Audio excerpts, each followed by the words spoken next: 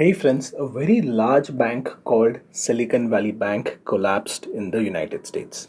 Now, Silicon Valley Bank, in fact, is a wonderful bank, or rather, was a wonderful bank. I have been to its branch a decade back. A lot of my friends have accounts over there, and it's a darling of venture capitalists and startups. So, a big bank like this, which had, I believe, somewhere close to $200 billion in deposits, it was one of the top 20 banks in US. If it has collapsed, should we in India be worried?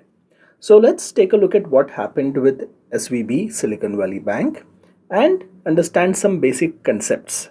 So in this video, I will largely cover what really happened with SVB, and it will help us understand banking in general a little better. The first thing I want you to understand is a concept called fractional reserve banking. Now, essentially, what does a bank do? Bank says, hey, you want banking services? Why don't you come and deposit your monies with me?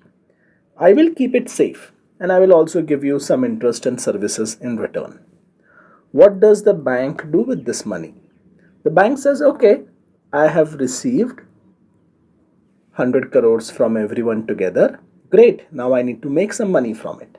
So, depending on the country's guidelines, some portion of this has to be kept as cash, some portion may have to be kept with the central bank, and the bank can take some portion and invest it.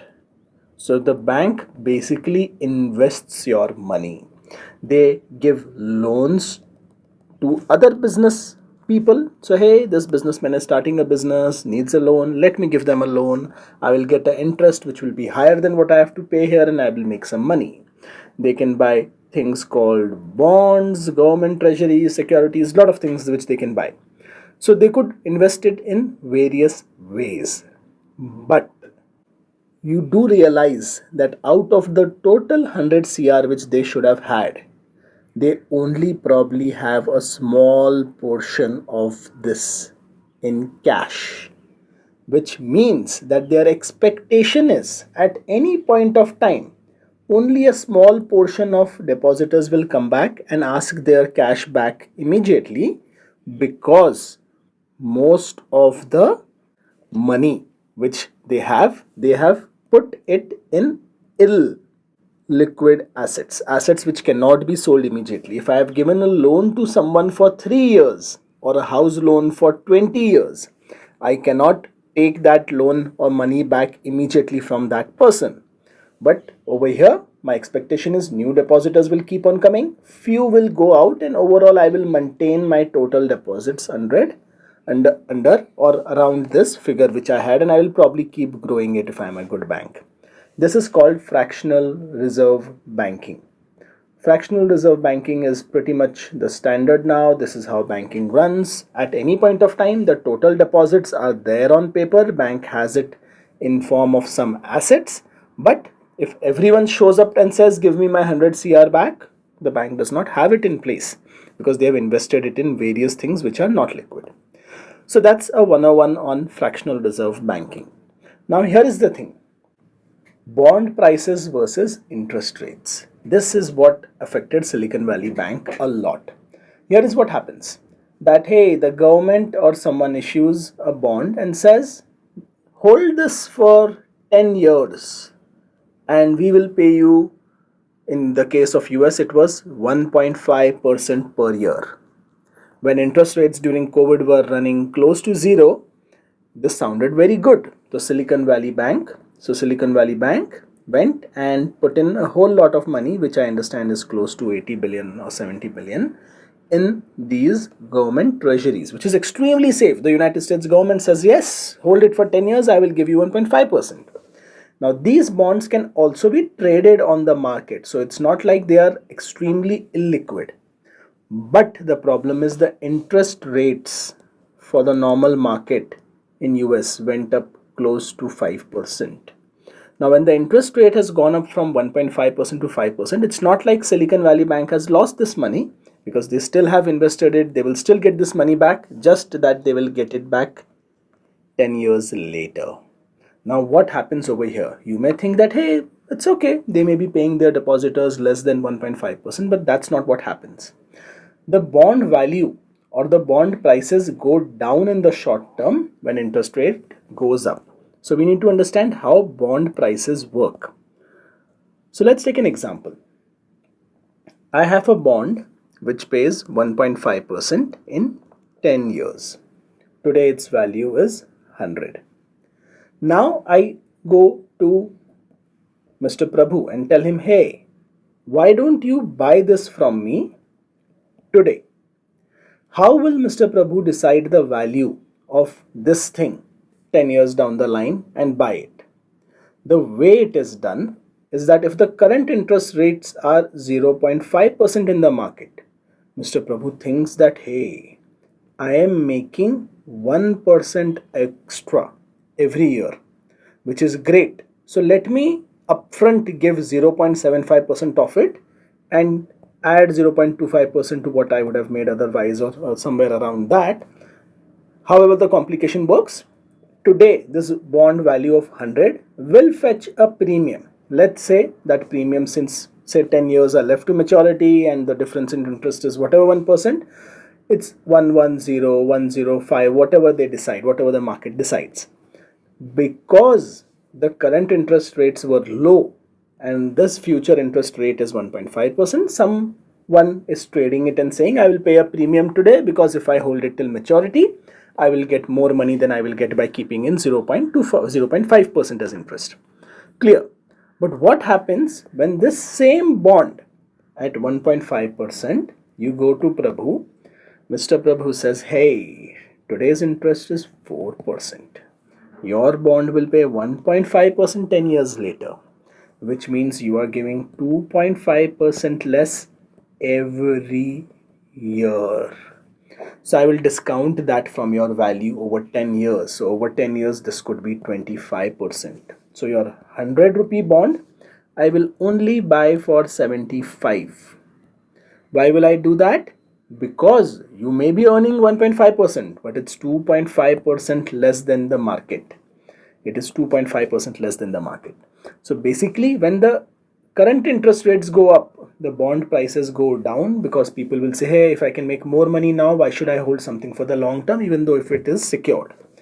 But when the interest rates go down, when the central bank reduces the interest rates, the bond prices go up because their returns are secured.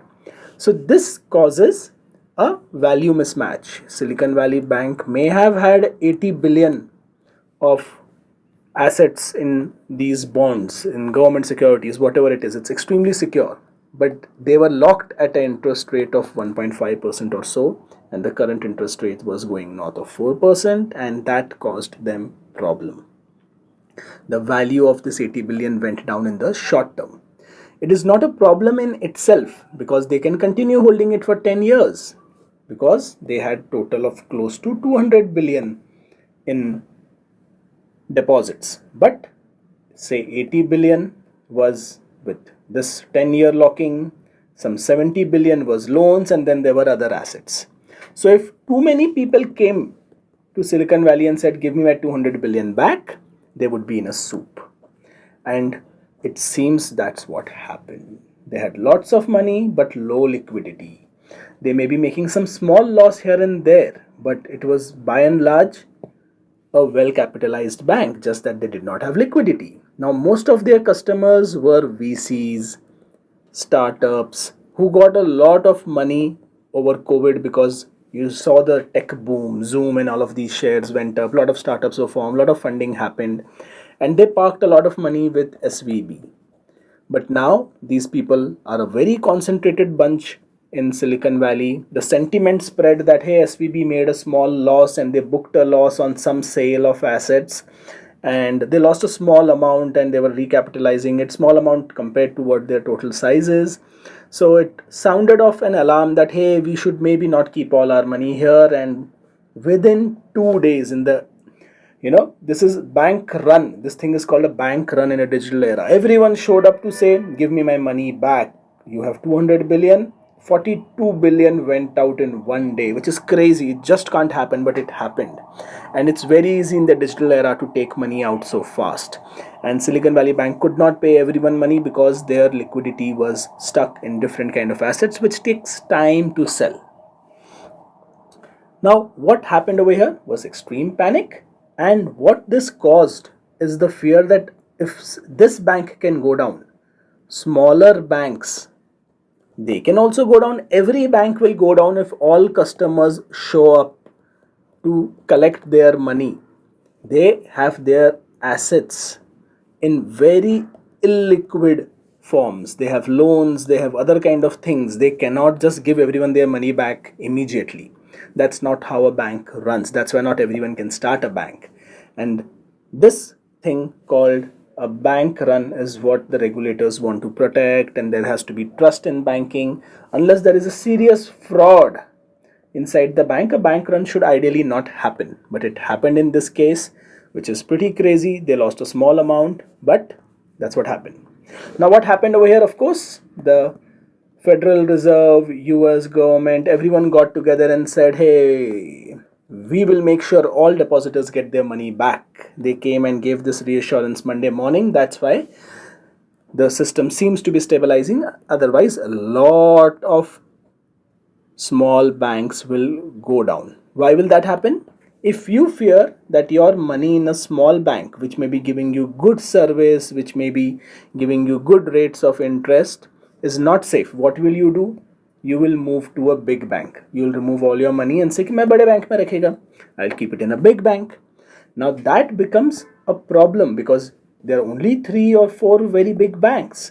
And if all money flows to them, what happens to the thousands of other banks which are there, which are doing good job? They are all running on fractional reserve. They are doing very good service to local communities, giving them loans, giving them service, opening branches, opening ATMs. You need these small banks to exist. And that is why the government came out and said, hey, deposits in SVB are secure, you will get your money back, we will find a buyer for this bank. And typically what happens is, say, SVB had 200 billion, right? There are people coming in saying, maybe my 200 billion is not there. Just imagine if a bank has 200 billion and you think they are only left with 190 billion, which means whoever takes out their money first will get it. The last 10 billion will not be paid, in which case everyone comes to take their money back because they think that the bank has less money than what they need to pay. But what if someone with 2000 billion, 2 trillion comes and says, okay, I'm owning this bank, I have this much, whoever comes, I'll give you your money, relax. People will stop taking the money out because they say, hey, now it is backed by a big guy. I don't need to take my money out. That's why big banks have some amount of leverage over here. But of course, for a country to run smoothly, system to run smoothly, you need these small banks also, which are doing honestly good business. So what happens with SVB? Can it affect India? Well, we'll come back to that. But I think you very well understand that SVB was crazy. It was a freak accident, if I may say so, but it is not something which is out of bounds. They had a asset liability mismatch which sparked the rumors. But any bank will go down if everyone shows up. Can this happen in India?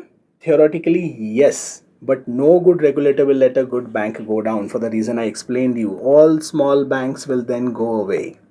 So the regulator will step in, the finance minister will step in, they will give statements, they will build confidence in the public. Banking is about confidence.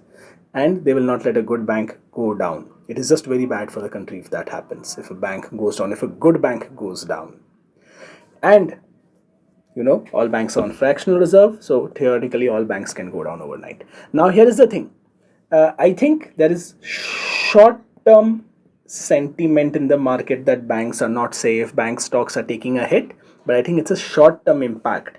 Unless more big banks come into trouble somewhere globally and there's trickle-down effect in India, there may be some more pressure on the stock price. I think we have a very sound banking system in India, very smart bankers. In fact, there are several good bankers in the US who are basically exports from India, who are managing banks over there, large banks over there. So hey, I think we are safe, our banks are safe, but If you are looking at stock price, the global sentiments may affect it in the short term. Don't let that think that our banks are not safe. We know the famous incident of Yes Bank. The regulator stepped in, even though it had somewhat low, what do you say, asset quality, loan quality, which they had given out.